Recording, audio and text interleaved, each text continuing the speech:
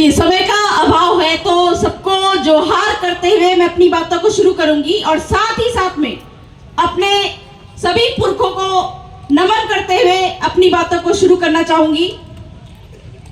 बातों को शुरू करने से पहले मैं आपको एक बात बताना चाहूंगी कि झारखंड में जितने भी आंदोलन हुए हैं 2016 से, उसमें हम शामिल रहे हैं। लगातार 7 देशद्रोह के केस खाए हैं, 1 साल 13 दिन तक जेल में भी रही। लेकिन वर्तमान की जितनी भी सरकारें हैं, चाहे केंद्र की सरकार हो, राज्य की सरकार हो, मुख्य धारा की सरकार हो, इन पे हम लोग शामिल नहीं हुए, क्योंकि हमको पता है कि ये सारे सरकारें जो हैं वे हमारा शोषण करेंगे, हमारे लोगों का शोषण करेंगे। तो जिन जन जंगल जमीन के लिए हमने लड़ाइयां लड़ी है, उस सरकार का हिस्सा हम क्यों बने?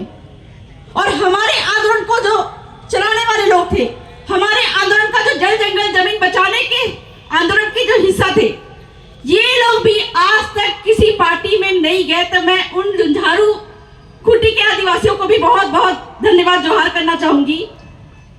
साथ ही साथ में झारखंड के परिदृश्य में मैं जान रही हूं कि पार्टियों का, राजनीतिक पार्टियों का कितना बड़ा प्रेशर रहता है, और जो जल जंगल जमीन की लड़ाइयां लड़ता है उसको कोर्ट मुकदमे में फंसाने की साजिश की जाती है, रोका जाता है।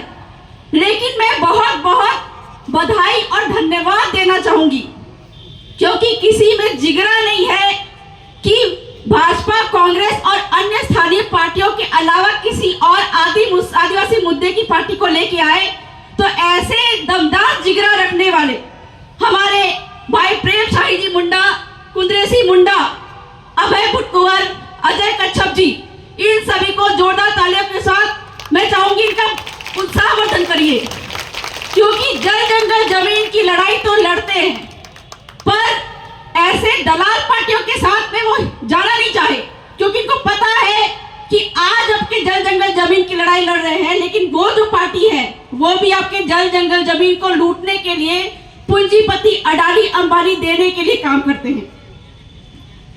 तो मैं आज इनसे करना चाहूंगी, 2-4 नारे लगाऊंगी, ये बात भी कहना चाहूंगी कि जिस तरह का आज शुरुआत हुआ है कि जो हमारे हक अधिकार की बात करने के लिए जिस पार्टी का आगमन आज यहाँ पे हुआ है, ऐसा कार्यक्रम हर जिले में होना चाहिए।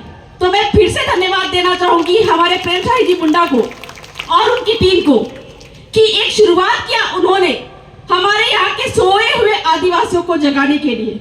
क्योंकि भाइयों, मैं आज कहा जाए झारखंड की बेटी हूं और कोर्ट कचहरी मुकदमे में फंसकर कहीं ना कहीं जब राजस्थान गई, भील प्रदेश गई और वहां की बहू बनी, मैंने देखा आपके बीच से ही सीख कर, आपकी व्यवस्था को सीख कर आज वहां पे 2016 से लेके आज तक 8 साल में जिस तरह का राजनीतिक संचार हुआ है, सामाजिक संचार हुआ है। आजादी के 75 साल हम लोगों ने आंदोलन किया झारखंड में, और झारखंड बनने के 23 से 24 साल हमने ज्यादा संघर्ष किया है, लेकिन जागरूकता की बजाय हम और सो गए हैं। हमारे जल जंगल जमीन छिन रहे हैं। स्थानीय नीति, नियोजन नीति को लेकर हमने जो स्थानीय पार्टियों पे भरोसा किया था, क्योंकि मुख्य धारा की पार्टियों ने तो कल भी हमको लूटा है, आज भी लूट रहे हैं।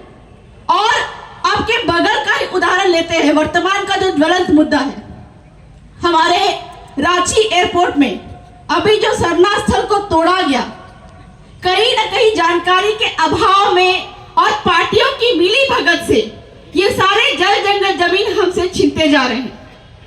ये जो पार्टी है भारत आदिवासी पार्टी, जिसका नाम शॉर्ट फॉर्म में होता है बाप, तो इस बाप के बारे में भी मैं थोड़ा सा बताना चाहूंगी कि जब हम बात करते हैं जल जंगल जमीन हमारा है, हम आदिवासियों का है और यहाँ के स्थानीय लोगों का है, हम ये जब बात करते हैं तो हमसे पूछा जाता है कि ये जल जंगल जमीन तुम्हारा कैसे है, हम बता नहीं पाते हैं। तो हमको ये जानना पड़ेगा कि ये जल जंगल जमीन हमारा कैसे है, क्योंकि जिस समय यहाँ पे कोई अंग्रेज नहीं थे, कोई मुगल नहीं थे, कोई तुर्क नहीं थे, कोई पुर्तगाल नहीं थे, उस समय हमारे बाप दादा यहाँ पे थे। उन्होंने गांव का सीमाना तय किया और जो नदी, तालाब, पहाड़ पे उन्होंने कब्जा जमाया। उस समय तो कोई सरकार नहीं थी, ना ब्रिटिश सरकार थी, ना अभी की भारत की सरकार है। तो इस प्रकार किसकी है? आज हम बोलते हैं गैर मंजूरा जमीन है, आज सरकारें वो जमीन ले रही है। या एयरपोर्ट की जमीन जो है खाली पड़ी जमीन है जो लैंड बैंक के माध्यम से सरकारें ले ली है, हम क्या बोलते हैं? सरकारी जमीन है। मैं पूछना चाहूंगी कि हमारे जो खतियान में जो नाम है वो नाम, उस पे नाम किसका लिखा हुआ है?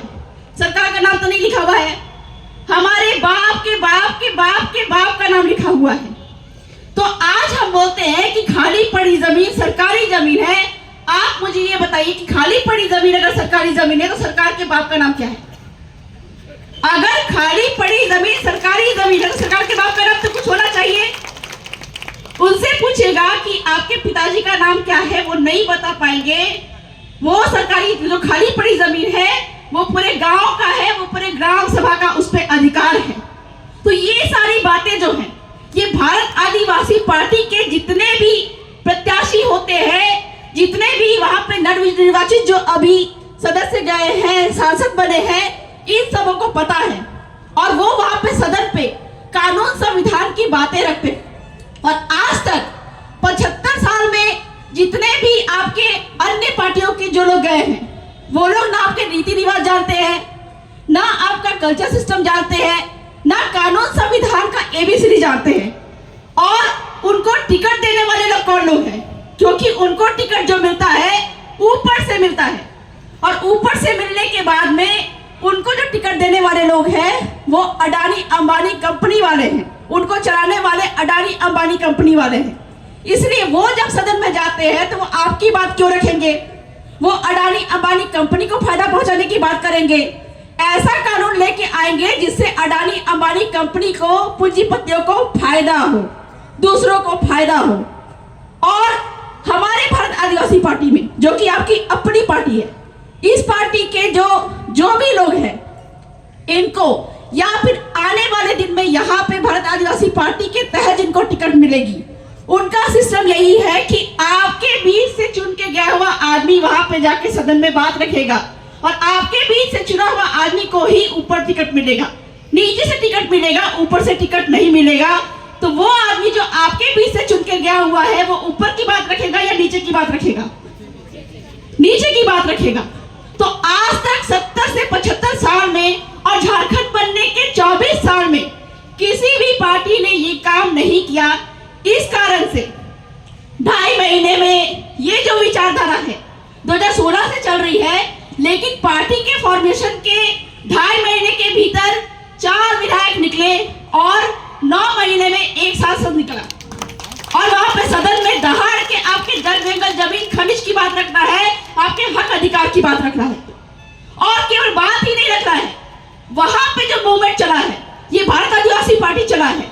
इस पार्टी से मुद्दे को केवल मुद्दा ही नहीं बनाया गया है, बल्कि मुद्दे का वहां पे समाधान भी निकाला गया है।